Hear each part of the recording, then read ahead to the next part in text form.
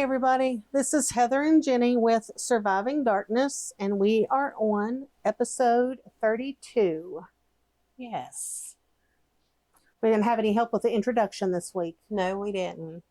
And we got our 1,000 views on Spotify. Yay! And got our nice little certificate from Spotify that said we'd had 1,000 views. And SOUNDMAN, that's your cue to upload some sounds. I was like, what? SOUNDMAN what? Say woohoo or something on there, you know? Okay.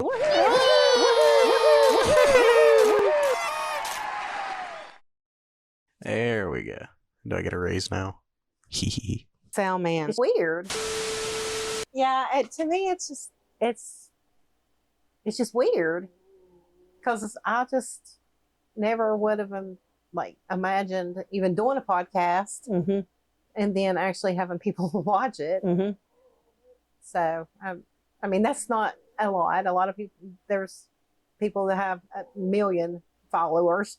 But we're also not famous people. We're not famous, no. You know, because a lot of them are, or they have a ton of money to advertise and all this other stuff. And we just... And that's not our goal anyway. No. We just want, I mean, to get it out there, that would be our thing, but not to monetize and all that. It'd be nice, but you know, I mean, but that is not our goal, you know, No. not at all. So, No, but yeah, it's it is. not. That's what we want, is for people to know about it, Right. and to be able to listen and relate and open up, even if they don't open up to us. Hopefully, it allows them to open up to somebody. Right. Feel, you know that they're not alone, and that it is better to talk to somebody about it. We've sort of been mulling it over, trying to figure out what we want to do. It's like some people know who we are. Mm-hmm. It's more anonymous right now. So it's sort of like, do we want to put it out there, like on our personal stuff? Hey, this is what we do. I mean, it makes us more reachable. And I think it makes us more personable when people can actually put a face to the name. But it makes us more vulnerable. Right. So it's one of those, we haven't had a lot of negativity. So that's helped as far as us thinking that we may put ourselves out there. But I think a lot of it, for me, my reservations would be the targets on family. Yeah.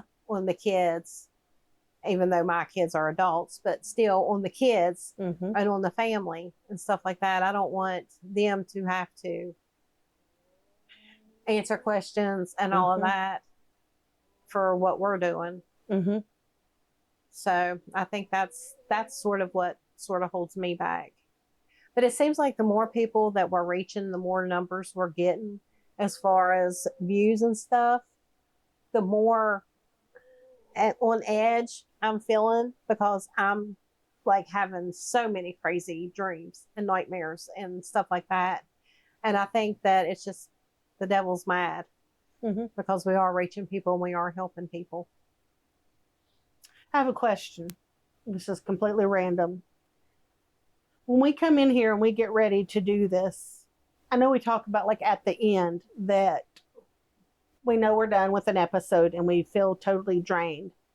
But even sometimes when we sit in here, do you feel like the minute we start, you already start feeling heavy? Yes. Yes. Like, I noticed today, seriously, that's why I brought it up. We start talking and I feel like, oh gosh, I could just go to sleep right now. And this, not like this is a relaxing. No, I get what you're saying, because outside of the room, we're cutting up, joking, everything else. And then, I mean, we'll even be joking before we even start the podcast. And then it's like, as soon as you do the introduction, it's like, all seriousness and, well, except for the Chase and the Cheese episode. Right, yes. But anyway, all seriousness and a heaviness, almost like there's a block trying to keep us from talking about what we've come to talk about. And half the time we don't even know what we're going to talk about when we come in here. It's like, what do we want to discuss this week? But I mean, we always come up with something. There's always something going on. Just like me saying, the more people we reach, the more heaviness I feel, because I know that it's just the enemy trying to stop us from what we're trying to do. It's a spiritual thing, and sometimes those spiritual battles can be more draining physically and emotionally than a physical workout. Yeah, that's exactly right. Yes. Yeah. Because that's today, like, I've actually had a day to, I guess, just be, and I've not had that for a while. And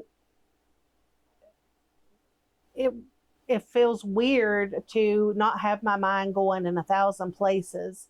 And I was doing pretty good. And then it's like, okay, we started talking about this. And I'm like, oh, I'm done already. Just done, you know? Right. And it's weird. But I mean, like, we just keep pressing through. Yeah. So we do. And I was like taking a bath earlier, and I was like, we're getting ready, like we're in the 30s as far as episodes. And I'm like, how much more could we do? And I was like, if we stopped right now, there would still be 30 episodes out there for people to hear. And I was like, good try, Satan. We're not stopping right now. But thanks for the thought that you just put in my head, because I know that wasn't from God, because we're not done yet. But you're right. Should something happen, it's still there. It is still obtainable to people. Right. It's on the internet. Right. It's always there on the internet. It's not like when we did radio ministry. Yeah. It's like you heard it on Saturday and you really didn't have much time to hear it any other time. If you didn't hear it that morning, then you didn't really get to hear it. This, it's out there. It could be, somebody could watch it 10 years from now and still get something from it if they've gone through a traumatic experience. And if you know somebody that's new to this podcast, because it's made me start listening to other podcasts too, it doesn't matter if you pick up on episode 20 or whatever. You can go back to the other ones, or you can just continue to listen from there wherever you want to, you know? It doesn't matter. And each time we talk, we bring up the past, but we're not always dwelling on that same subject and just beating a dead horse. Right. You know, we try to keep moving on too. Right. And like you said, a lot of times we don't know what we're going to talk about. Right. And it's like, okay, well, God, show us what we need to talk about, because He's a part of this.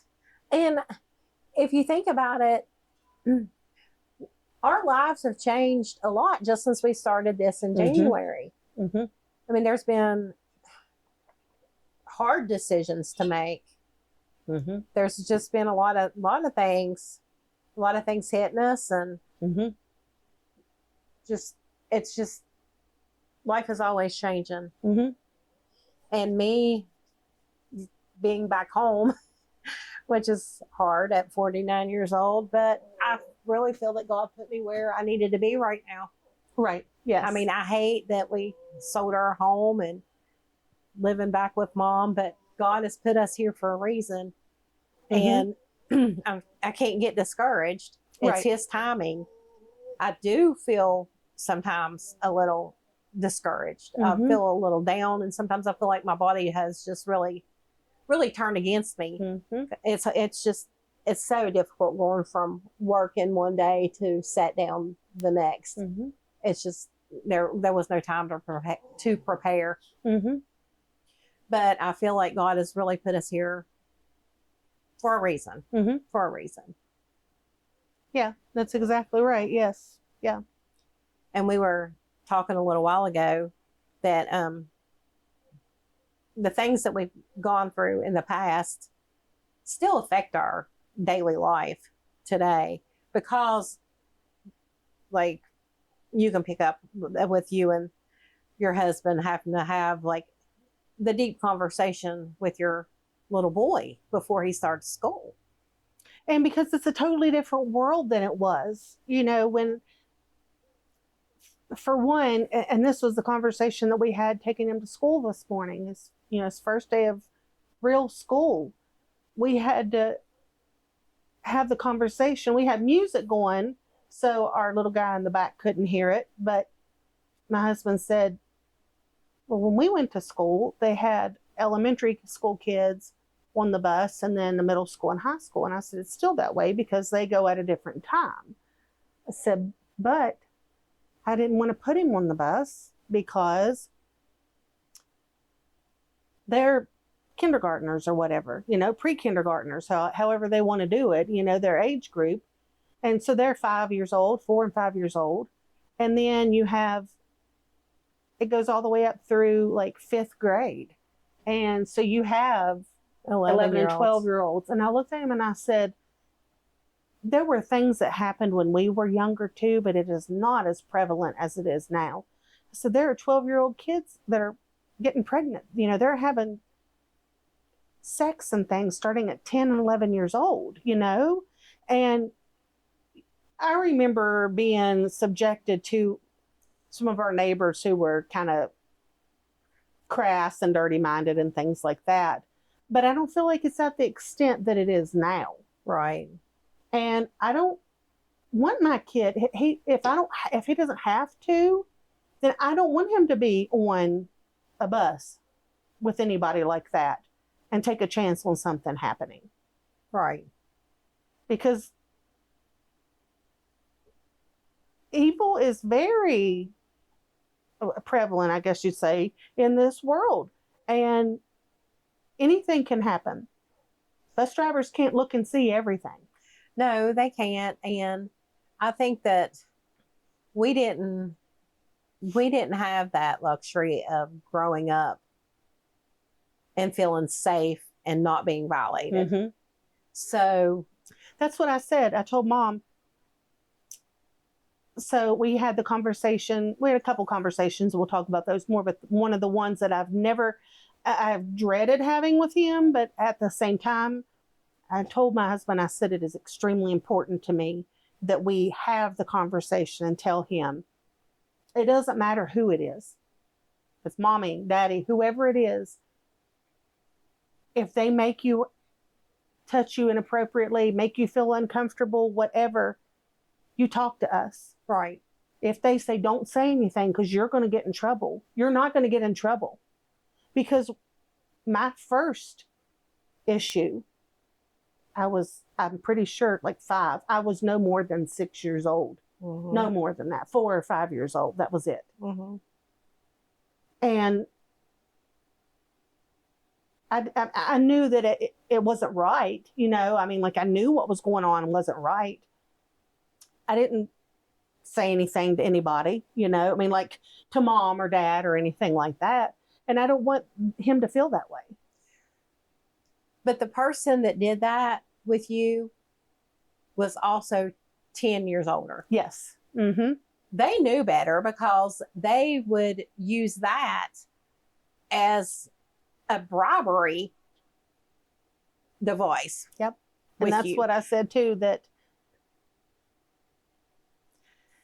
I hate to put it like this, but I'm just going to say it because other things, have come out before anyway, but my brother was involved, Right. And it was almost, I feel like, and you may feel differently, I almost feel like he kind of talked our neighbor and his friend into doing something with me so he could do what he wanted with the other person and not feel so bad about it. Right. Because he knew he shouldn't be doing what he was doing. Right. And it was a long time, because like if he wanted you to do something, I mean, it didn't even have to be anything like that, but if you didn't want to, it was, hey, Heather, go tell Dad and them what Jenny did. Mm-hmm. And I mean, I was only 5 years older than you. Mm-hmm. So I was 10, 11? Yeah. So in my mind, yeah, you did something really bad. And I remember living in the 2-story house and standing in the kitchen with Mom and you saying to her, do you know what she did? I remember you saying that. You may not remember, but I do. I remember telling. Because I was like, I did. And I knew, like, I felt bad because it, like I said, I knew that it was not normal. At that time, I hadn't been exposed to anything. You know what I mean? Nothing Right. had happened. That was the first time anything happened. Right. And I knew it wasn't right. Right. But at the same time, it was almost like, why would you say something? But I was also like, well, maybe that's good that you did, because Right. maybe it won't happen again. Right. You know, it's fine. Yeah, I didn't like that you said that. I was embarrassed, but yeah.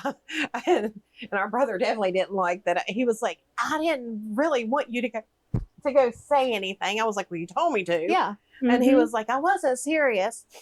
Mhm. And because, I mean, he got in trouble. Did he? Yeah. I don't remember that part. Yeah. I don't. I know that it was like total shock. I was thinking that Dad was there too when I said something, because they were like, what? And he may have been, or she may have yelled at him. I don't remember Yeah. that part. I really do just remember being in the kitchen, you saying, you know, what happened, or, you know, saying that something had happened with our neighbor, and just looking at Mom like I knew I was going to get in trouble, Right. even though I really didn't know What what you were wrong. getting in trouble And I just for. knew that when it was happening, I didn't feel right about it. Right. And we have that natural instinct, even when we're little, right. know, Something's not right. yeah, this is not normal, you know? Right. And that's what I wanted him to know. I don't care who it is. And even if it's wrong and it was something innocent, Right. I would rather you still come to us and talk to us about this, and let's get to the bottom of it and see what happened. Because we're not going to jump to conclusions, but at the same time, I don't want him to feel like he can't Right. come and talk to us. Right. Regardless of who says what, because it was family members. But the manipulation started so young. Yes. I mean, he was 10 years older, so definitely knew better. Yes. And where we were so much younger, I mean, there was 5 years between me and the brother, and 10 years between you and him, and 5 years between me and you. And I knew it wasn't right, but I didn't know what was wrong with it either. I just knew that you did something really bad. Right. Because that's what was put in our head by the older sibling. Yes. Was, yeah, you are going to get in deep trouble if that comes out. Mm-hmm. So I thought, I mean, I didn't like you when we were growing up. So I was probably like, oh yeah, I'm going to get her in trouble. Yeah. Mm-hmm. So yeah, I mean, it came out. And that's what you do as siblings. So you try to get the other one in trouble. Try to get the other one in trouble. You know. So my thoughts wasn't that it was going to get him in trouble. You were going to get in trouble because you did something you shouldn't have done. Yeah. Even though I didn't really know how bad it was at that age. Right. I just knew that you was just going to get in trouble. And that's why when a couple months ago we found out that he passed away. Yeah. Again, it was the same thing as, well, not as bad as with the one person that was murdered. But it was kind of like, yeah, I'm sorry that he's dead. I don't wish that, I don't wish death, and I don't wish harm. Yeah, on anybody. I truly don't, regardless. But I didn't feel anything. It was like, okay, well, just like, okay, thanks for some letting me know. random person, right. 1,000 miles from here that I knew nothing about, had you told me they passed away. Right. And I was like, okay. Yep. And I remember my reaction, because I had not seen him for a very, very, very long time. When I was married before, I had told my ex-husband one thing about, and that was the one thing I had mentioned, was about what happened with that neighbor. And he got really mad. My ex-husband got really upset over that, because I had lied to him about ever being touched or whatever, you know. Right. And I was like, I don't even consider that, because it was not Right. voluntarily. Right. But I saw him after we got married, this person that did that. And my husband at the time walked into the store. I was sitting in the truck, and this guy came walking out, and I physically got sick to my stomach, because I had not seen him in years and years. And I was just like, couldn't hardly move, couldn't hardly think, just felt sick to my stomach. But I also couldn't talk to my husband about it when he got in the truck Right. because I would have had no support, nothing. No. It still would have been, manipulating my mind. Oh, do you want to go over there and talk to him now? And that stuff, which is it's just more sickening, Right. So I couldn't say anything to him because it would have been, like I said, another manipulation of the situation instead of a husband now who would have been like, listen, that's not on you. I'm sorry that you're having that physical effect, and I will talk about it. Mm-hmm. Absolutely. That's not your fault. Right. Right.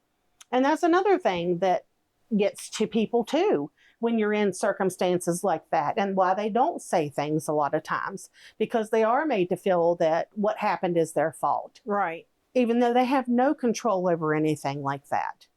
It amazes me how when you see someone who's done something to you, or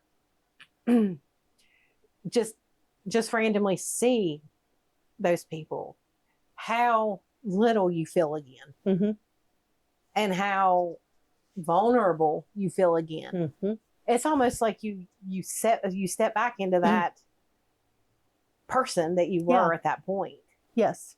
And and then you have to remind yourself, I'm not that person anymore, and it's not going to happen to me again. But you do. It's almost like you shrink into that person that you were. Mm-hmm.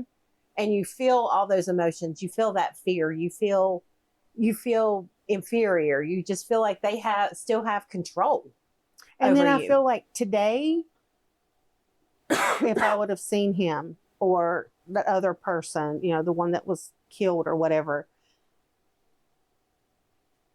at this point in my mindset and in my life, I might have said something. Right.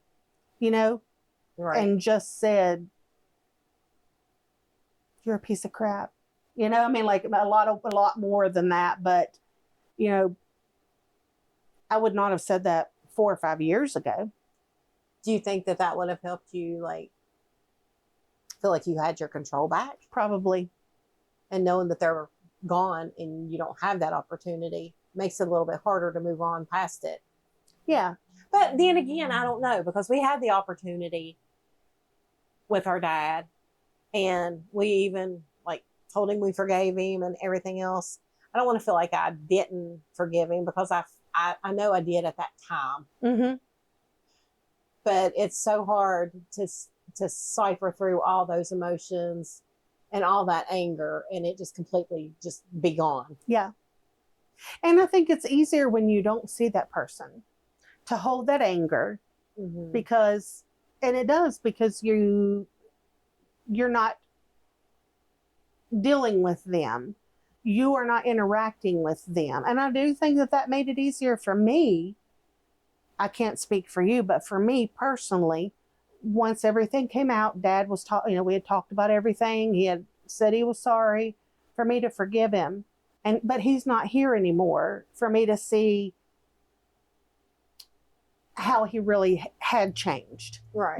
To be able to reiterate that he really was sorry, he was trying to live a better life, and so therefore I picked those feelings of anger and hatred and everything back up, because we're not able to see the changes. We had a short span to see his life changed and him accept God. I hadn't thought about it, but maybe that has a lot to do with why I still have the emotions and the anger and stuff rise up, because I was able to tell him that I forgave him in April, mm-hmm. and he was gone in August. And so maybe that is, and I hadn't thought of it in that way, but maybe you're right. We hadn't really had a chance after saying, I forgive you for all that you've done, to have a different relationship mm-hmm. with that forgiveness in place. Mm-hmm.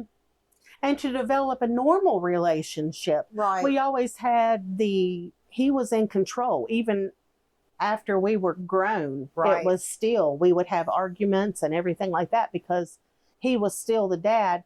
and you don't disrespect him. You don't argue back and things like that. No, we weren't trying to argue all the time, but at the same time, we were adults. Right. We did have our say and our different opinions and everything Right. that And weren't right. made. We weren't forced to conform to what we were told. Right. We were able to make our own decisions and Right. to figure out things for ourselves Right. and to say, well, I don't know if I see it that way. Right. And he didn't like that. Right.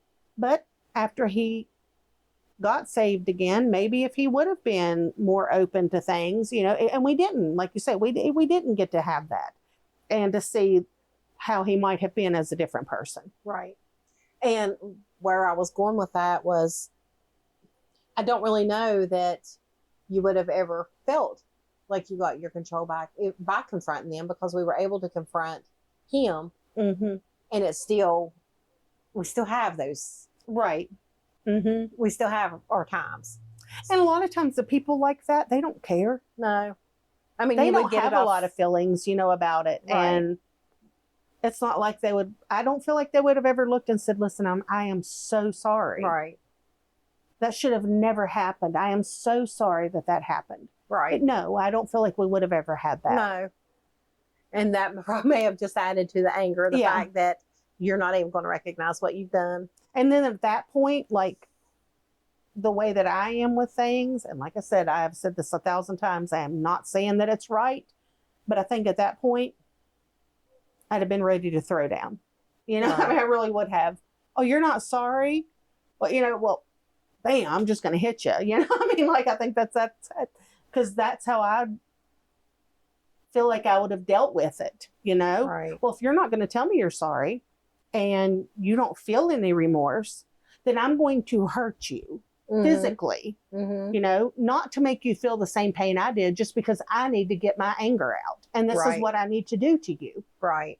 And then maybe I would have felt better. And like I said, I'm not saying that's right at all, Mhm. but I feel like if that would have come to fruition and that would have happened, I very well could have, that's how I could have kind of dealt with it a little bit. Right. Probably would have helped any situation whatsoever, but it may have made me feel a little bit better at that time, you know? Jenny just wants to knock the jokers out. Yeah, I mean, so, well, and it is, it's like you hurt me. And it, like I said, it's not even about the physical hurt, but I have a right to do something back to you. You're going to feel the burn. Yeah, yeah. Do not touch me, because you already have, and you've done that damage. Right. But you have done that damage, and therefore I need to damage you back in some way right. to feel like I'm even. But that doesn't do anything. It's not going to help anything in any It doesn't. situation, you know? You're right. And I know that. But I can't say at that time that I wouldn't have done that. Right. And now versus then, you know, I was 21, 22 years old. Like you say, you just kind of shrink back. You're so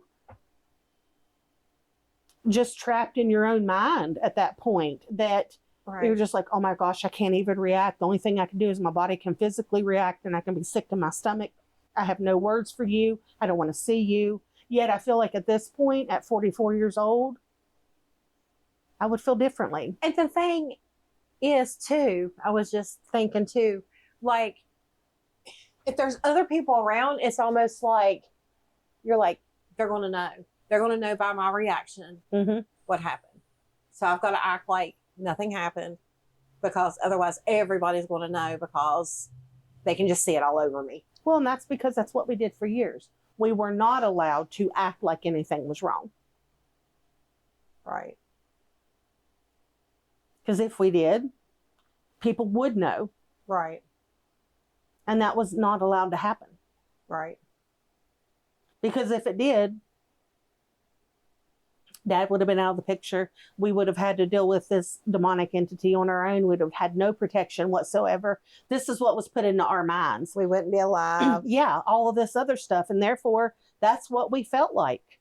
So, and now at this point, we know differently. Invisible chains. Mm-hmm. We were bound up by invisible chains. Yeah, that's exactly right. For years.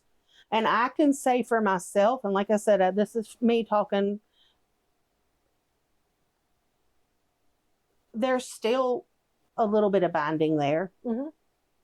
but not like it was. And that is freeing in itself to know that you have almost all of your control back.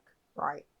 For so many years, a simple task as making a decision was very hard because I always felt I was always making the wrong decision. Because if we thought for ourselves, it was wrong. Yes. Whether it was wrong or not, it was wrong. Because, what if this or what if that with that decision you made? What if this happened? And all that. So every single time we made any decision on our own and didn't consult our dad, it was wrong. And I'm kind of changing the subject, but I had sent a message to my one friend that I was very close to, and had reached out to her, and she reached out to her dad to try to get help. I sent her a message and I was like, I don't even know if you know about our podcast, but it means a lot. It would mean a lot to me if you could listen. It had nothing to do with any numbers on our Spotify or anything like that. It was just to let her know that it was not just me. And she has already told me, I believe you. I know that what you said was true. This was said probably about 15 years ago, but I want her to hear your side too, and to know that there's other people in our family that have gone through the same thing. And I was not just saying that. Right. And I guess, to have that reinforcement, hey, that validation. Yeah, yes, it is. It was the truth. And we are putting our story out there. And I told her, I said, I know that you tried to help. That's what I said in our message.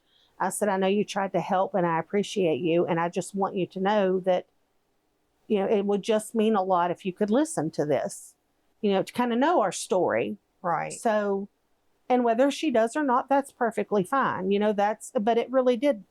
And it's funny how it's not even really her approval. It's not anything like that.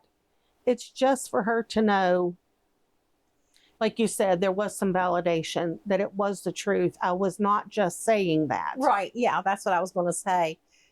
Even though she said, I believe you, you still have in the back of your mind, people don't think that it really happened. And they really don't believe what I said. Yeah, that's exactly. And I mean, I lived that for years.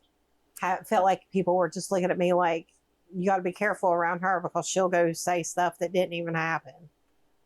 And that's what I mean too is we know what we went through. And we say it so many times to us, even some of the stuff we say sounds so unbelievable. When I listen back, we say the word unbelievable a lot because in our minds, in my mind, sometimes some of the things that we saw, it's like, I know it's real. I know what I saw with my own eyes. But at the same time, if somebody else said it, I might be like, yeah, I don't know about that if I had never lived that. Right. And the thing that we talk about too is during these podcasts, things just sort of trigger and sort of start to click. And something that just came to mind when I said always felt like they were thinking, just be careful around her because she'll make stuff up. The fact that the damage that was done to me mentally, psychologically, how I felt like nobody trusted me and everything else. There was a lot of damage that it's not ever going to be fixed. It's just not. And I'm sitting here thinking, I have kids. They're adults now, but I have kids. I would never put that much damage on them to protect myself. And it just, I don't know, it just came to my mind. It was like, what kind of parent does that? What kind of parent damages your own child and makes them ostracized or feel ostracized from everybody else just so that you can save face? Yeah. And it wasn't even a lie. Yeah. It wasn't even a lie. To walk around the rest of your life knowing that your child did not lie about you, but you made her out to be a liar. Mm-hmm. You made everybody believe she was a liar. You let everybody treat her like she had some kind of plague to protect yourself instead of being the parent that protected your children. Mm-hmm. I don't understand it. But he was a victim of that also. Yeah. I am not trying to. Right. I get what you're saying. Minimize it or give any excuses for anything whatsoever. We never do that. But that's we the just cycle. Don't. It is, and that's what I'm saying. Yes, exactly. You know, what they did and what they went through was normal, you know, or it's not talked about, anything like that. So that is how things were dealt with. I mean, it has to be God. Uh-huh. It has to be God that has shown us Mm-hmm. that it's not normal. No. Because you just said, for him, that was normal. Mm-hmm. He saw nothing wrong with it because that was normal. We had the exact same thing happen to us. But God has shown us that's not normal. And it's not just us. It's multiple people in our family that are like, no, none of this is normal. Even as adults, the things that are happening, we see that it has to stop because it is not normal. I don't care who says it. I don't care if you and I were sitting here having this conversation. You're like, oh, well, it just happens. No. Mm-mm. No, that's not real. I mean, that's not the way it's supposed to be. That's not how it happens in normal families. It wasn't happening in my house. Mm-mm. No. And that's the way I was. I didn't care if it was cousins, if it was friends or whatever. There was not going to be like boys and girls in a room with the door shut. No. Or anything like that. No, because it wasn't going to happen. It wasn't going to happen on my watch. And I wasn't going to be so naive as to believe that things like that don't happen in the real exactly. world. Mm-hmm. Because and I'm not putting down mom or dad when I say this, if I don't be careful and pay attention to that stuff, things can happen. Yeah. And will happen. Mm-hmm. Because you can easily turn a blind eye and be like, oh, they're just down there playing. There's nothing going on. You know, I don't need to be all up in their business. They're fine. Mm-hmm. It's our job as parents to be all up in their business. And I don't know if it's where we had gone through so much and we sort of had to tune in to noises and things like that to be able to gauge the atmosphere of the home and what was going on during the night. Because, I mean, it was dark. So you sort of had to tune into the hearing Mm-hmm.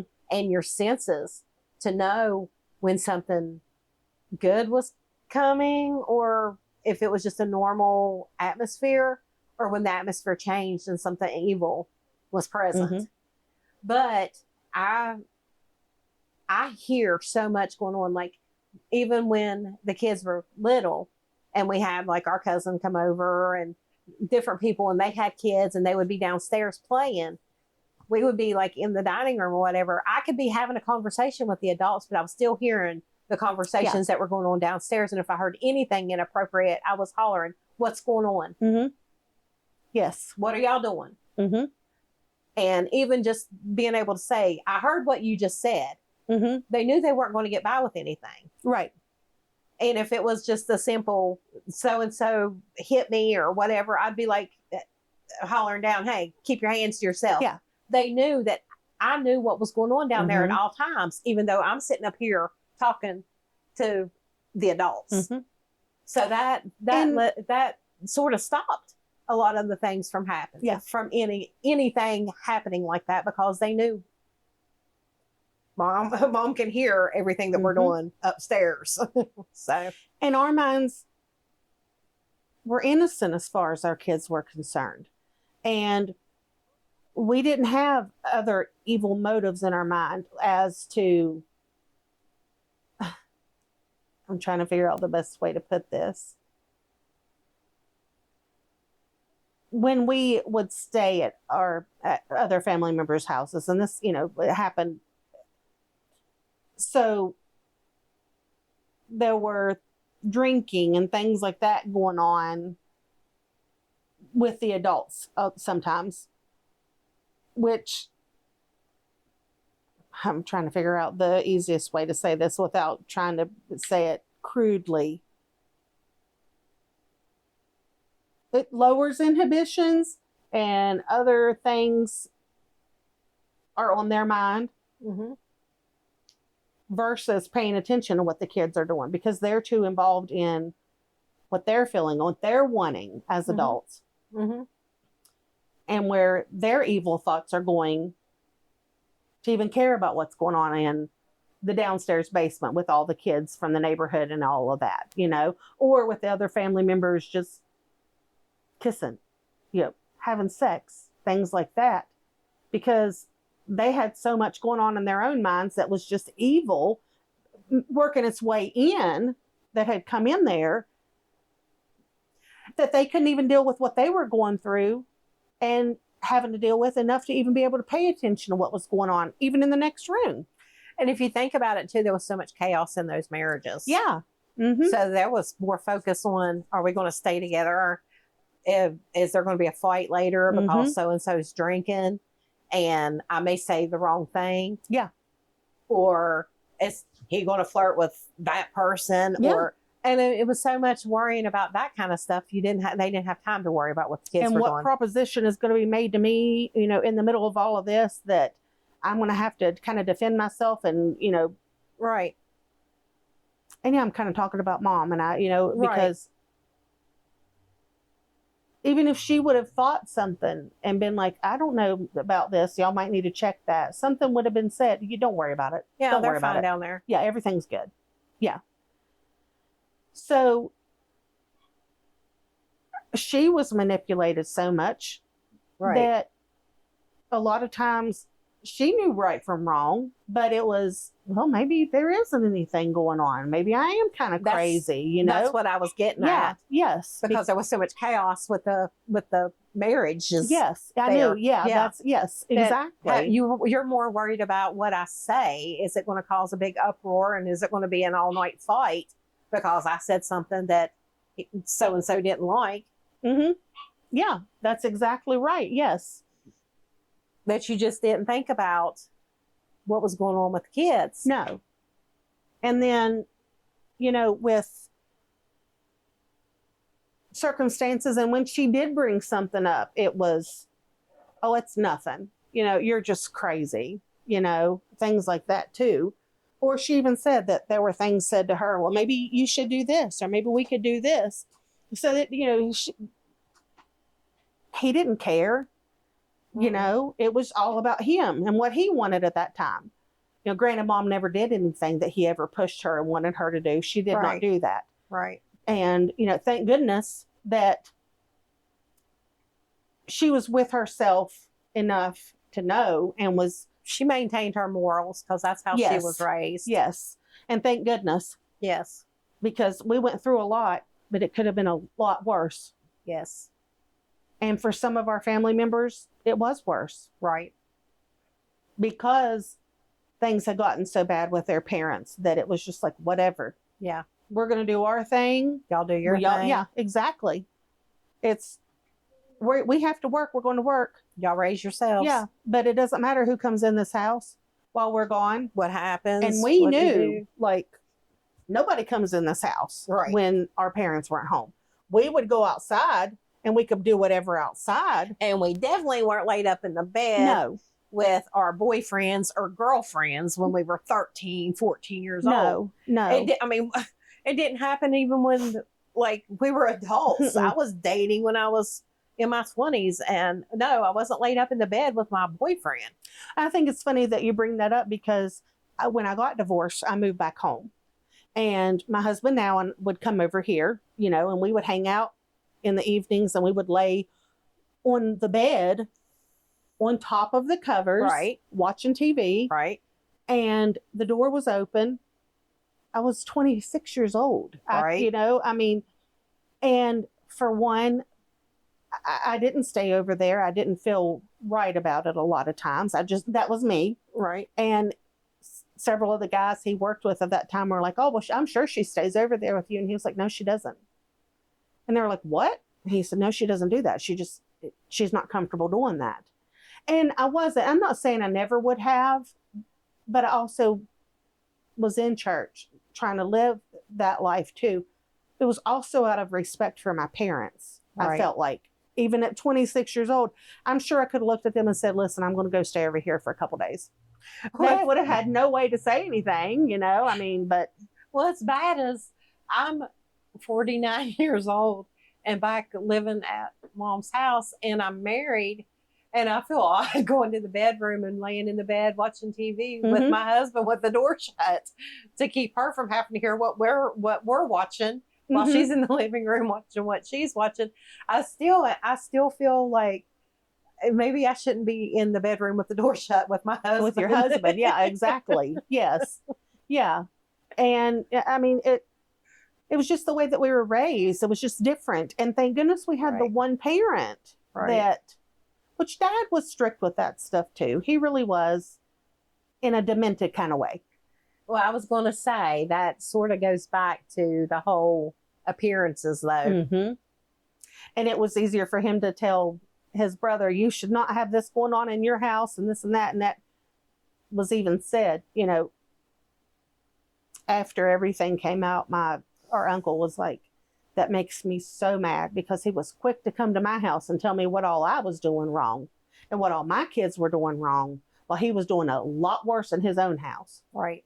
And I never did that to my kids. Right. And he didn't. No. That's never once come out ever that he did anything like that to his kids. But that's to keep the spotlight off of the one who's messing up. Yes.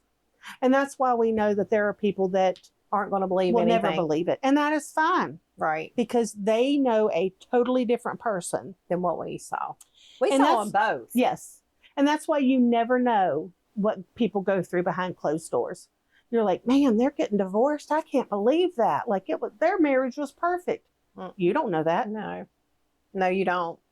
You're not there with them 24/7. That you see out in public may not be the person that they are behind closed doors.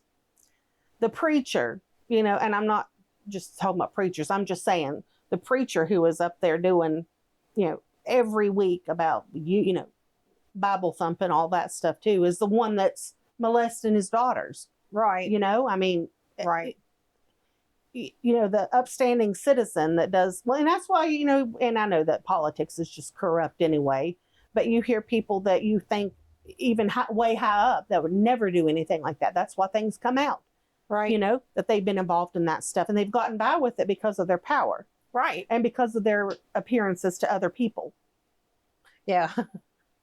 So, yeah, I mean, because that's what they do. You keep this here. Nobody knows about this here.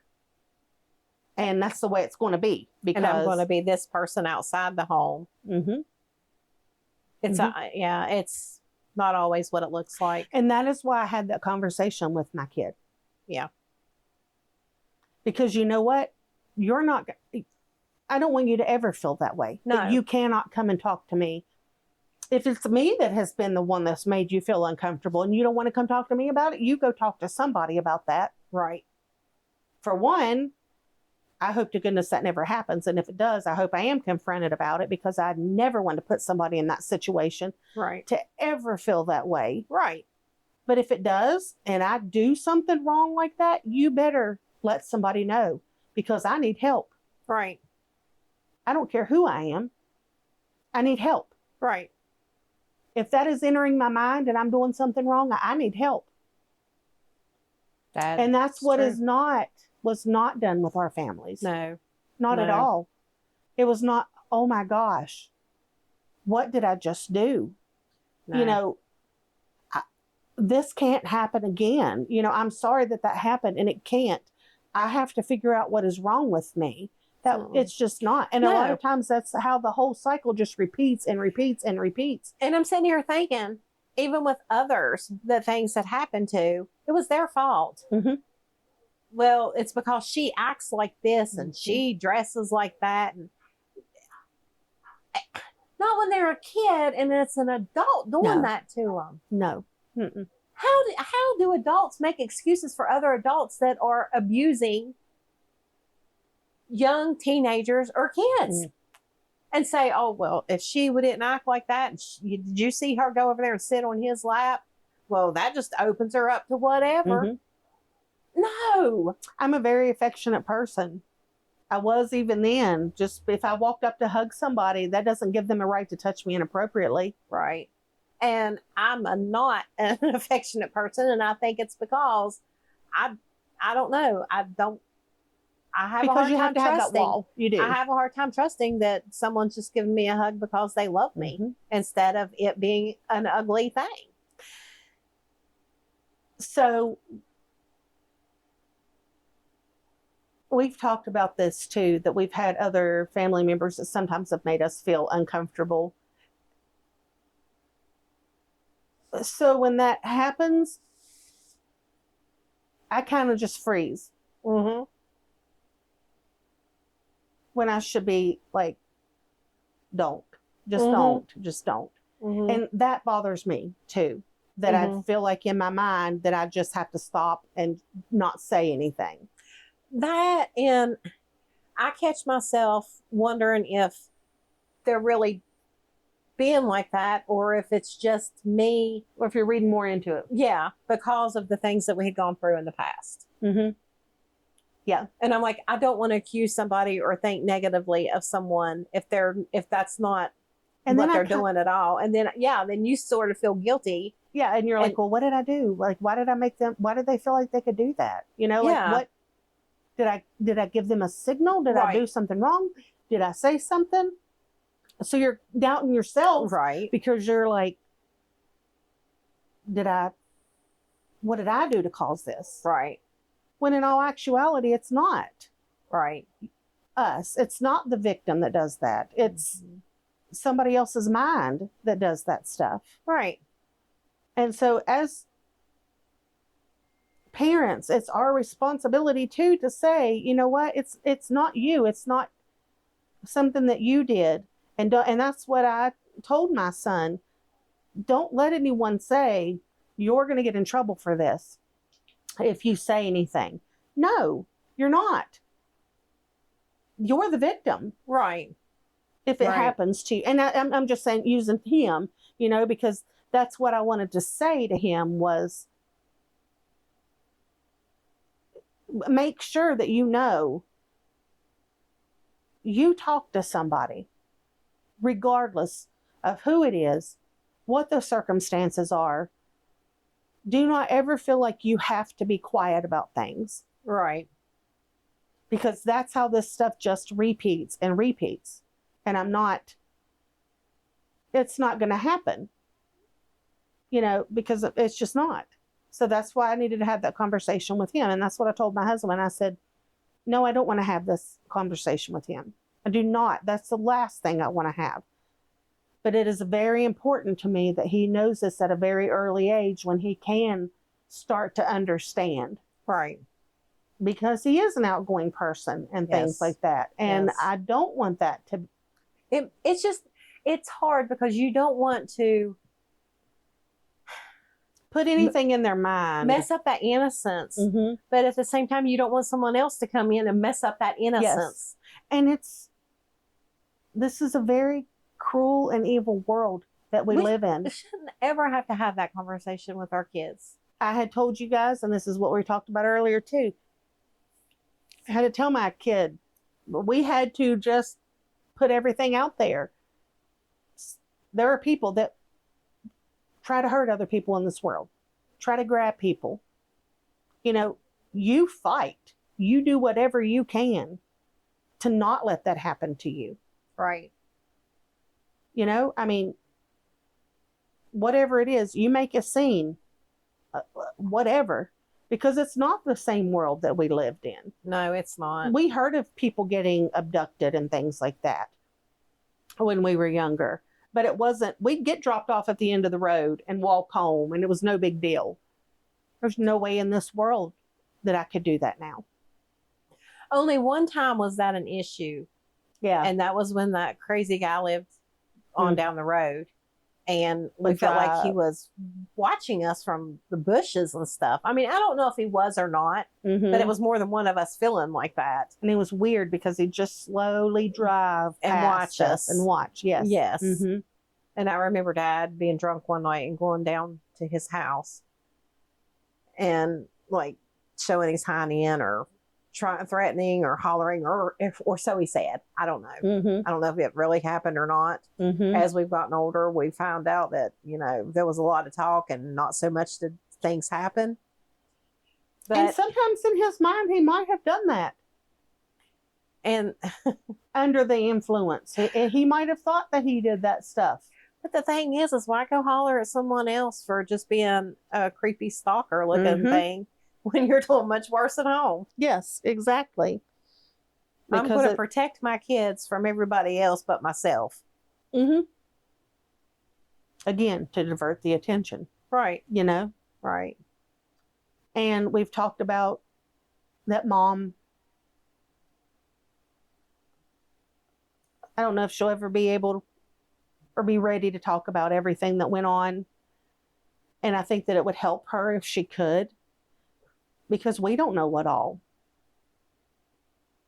she was exposed to or happened to her and everything. We're learning more over the years. And to hear some of that is sickening. Right. As a wife, Mm-hmm.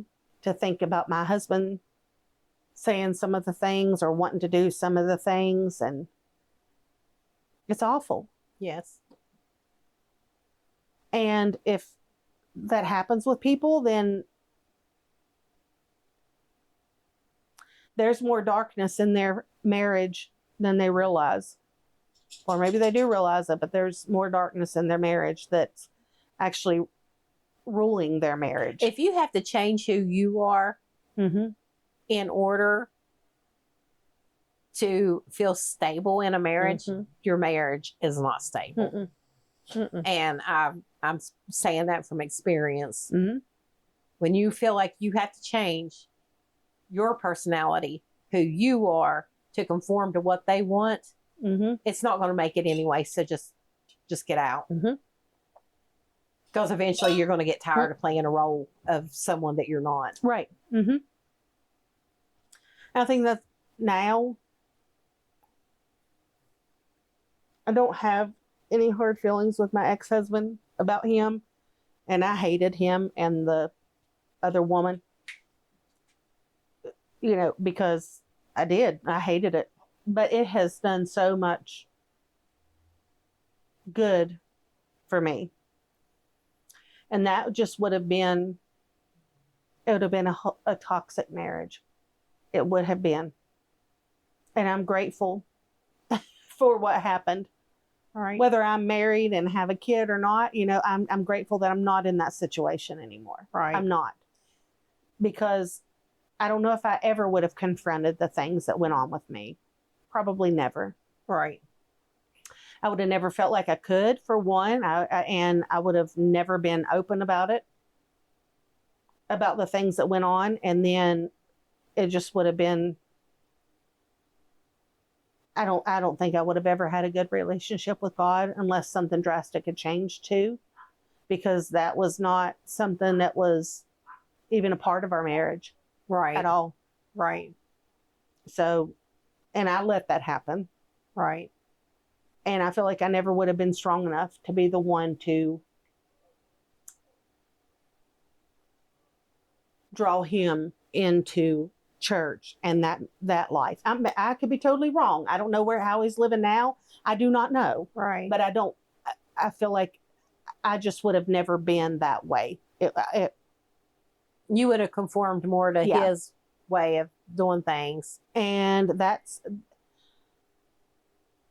the way that we were brought up and thought to think that that everything is the way that the dad says, the husband says, that's the Mhm. way that it is.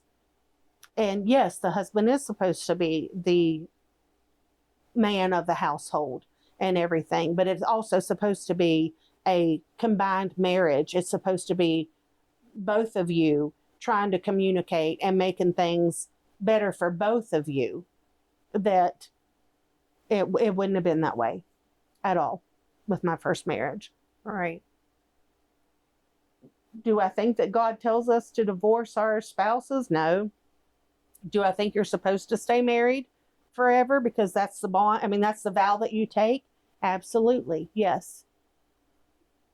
Do I think that God forgives us? Yes. Absolutely. Do I think that, and I could be totally wrong on this. I don't know.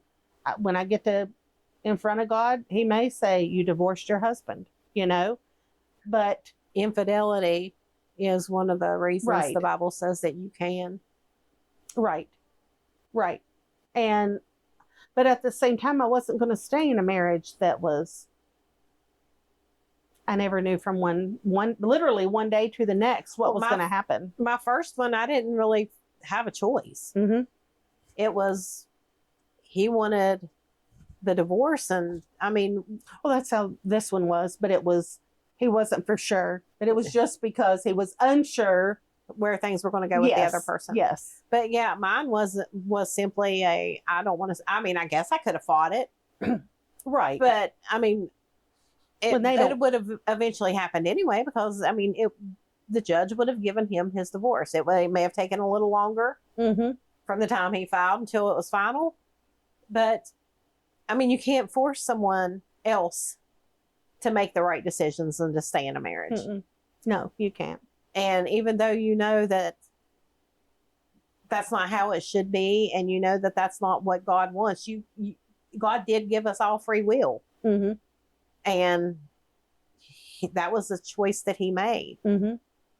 He later regretted it, Mm-hmm. but that was the choice that he made at that point. Right. And there was no telling him, I think maybe we should just like separate for a little bit if that's what you're feeling, and make sure this is what. No, he was bound and determined. That is what he wanted. He no longer wanted to be married. Mm-hmm. There was no change in his mind.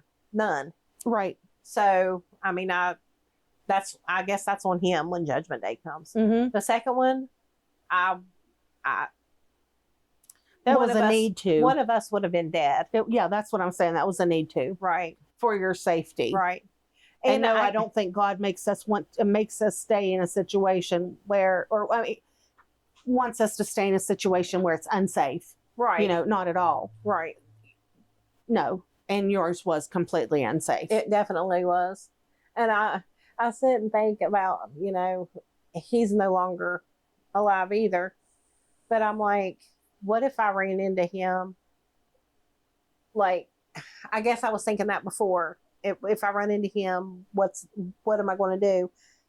But I'm married to someone now that I know would protect me. Mm-hmm. I wouldn't have to worry one bit if I ran into him. He would have protected you then.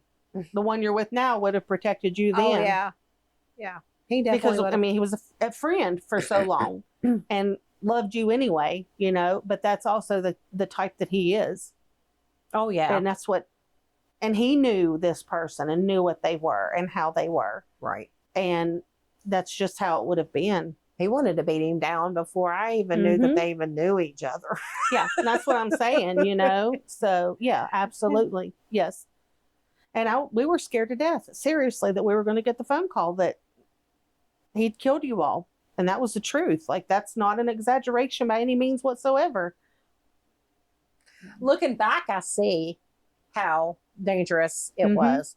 But when you're living in it, you don't realize exactly how dangerous it is. You're just in fight and flight mode Mm-hmm. all the time. Mm-hmm. And that's another thing, too.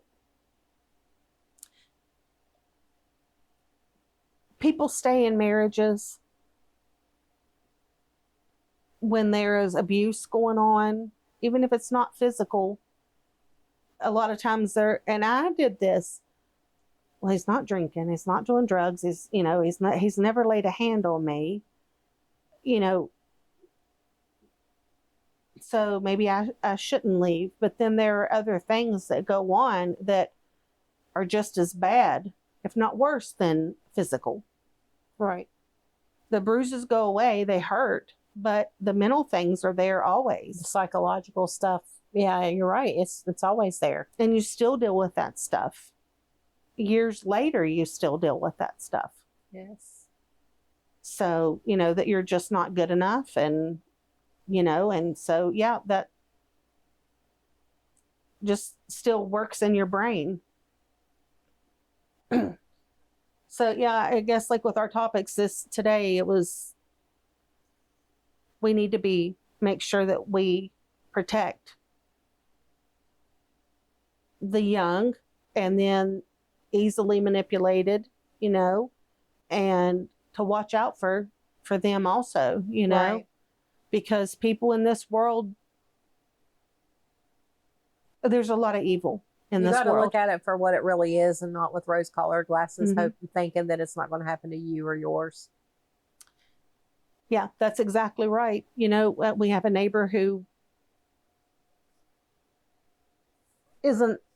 has some issues, and I would worry because she would be out, and not only did I worry about her physically being hit by a car or something like that, but people may have realized that she was not all the way in her mental capacities.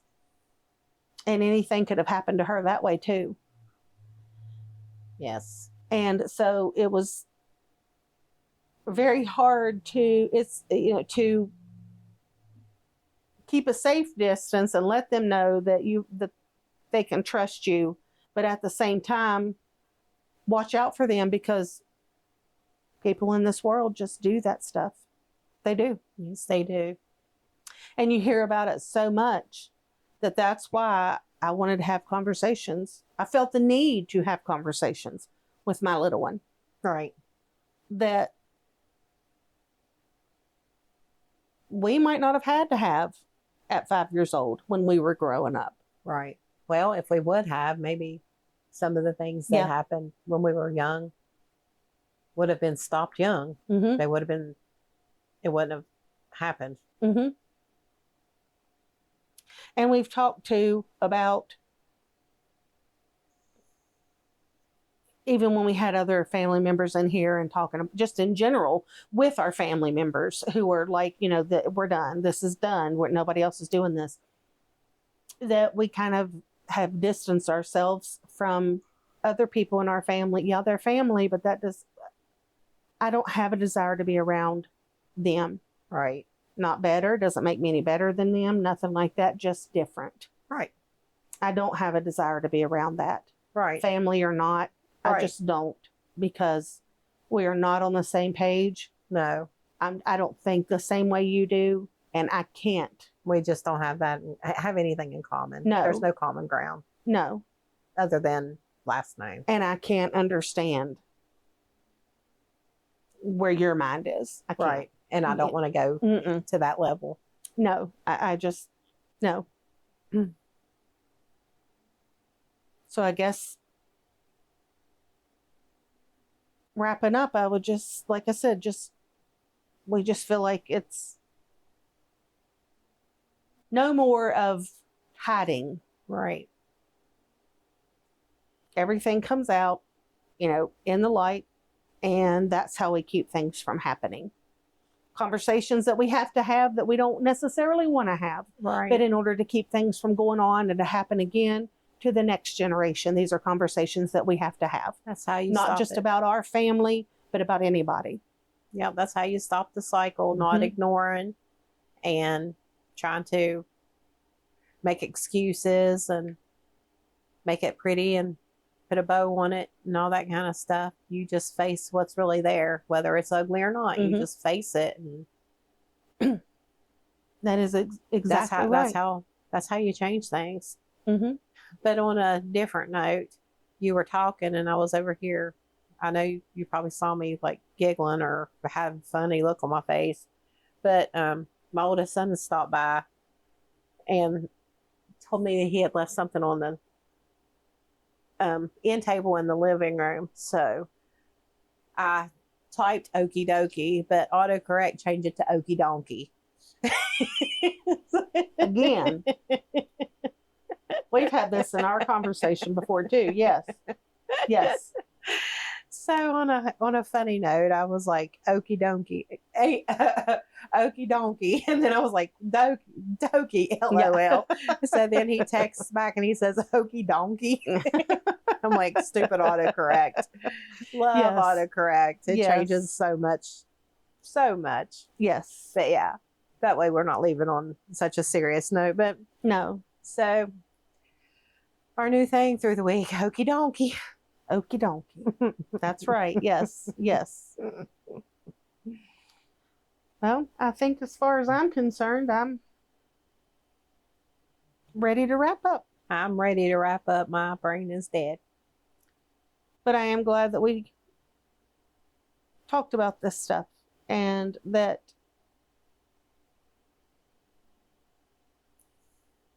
we're always on the same page. That Right. this is it. Right. What we went through is it. Right. And it still amazes me how things just come to mind. And just out of nowhere. It's like we're talking and then it's like, wait. How do you do that? Yeah. It's like things that never really registered as bad as they are. Mm-hmm. Just click. You're like, wait, that we're still after this many years realizing how abnormal some things were. Mm-hmm. And that's bad. Like that's bad that this many years and we're like having just a normal conversation and talking about things and it's like, wait a second.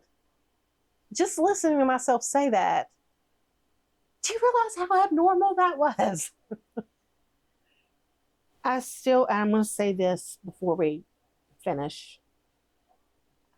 I still really think about this sometimes too with our brother. He did have a mental disorder, bipolar, manic depression. I wish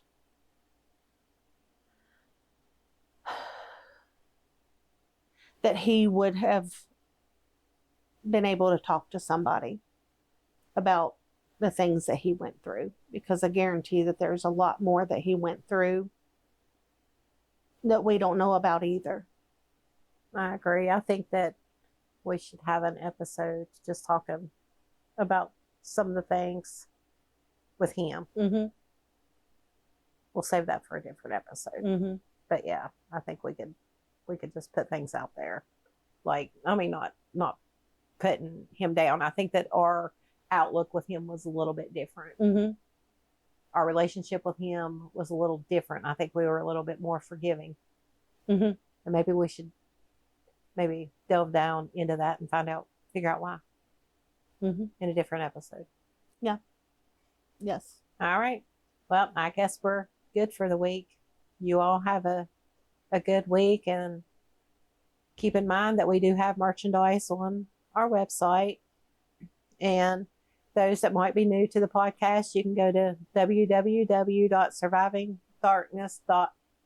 survivingdarknesspodcast.com, and it'll take you to different platforms that you can listen to our podcasts on. And you can also email us off of that page too. And we also have a Facebook page, and it's Surviving Darkness Podcast. I think there was another Surviving Darkness, but it's the Surviving Darkness Podcast. That's our page. And you can message us on there, and we do some posts and try to keep people updated. I laugh almost every week whenever we go off and I listen to the episode, because we have such a hard time with the actual website. And by 32 episodes, you would think we would have gotten that right by now. It should just flow, but it doesn't just flow. I don't know. My tongue gets wrapped around my eye tooth and I can't see what I'm trying to say. I've done the same thing. And every time we close out and I listen, and I'm like, that's hilarious. But one of these episodes, we will just get it and it will just come out. Right. All right. Have a good week.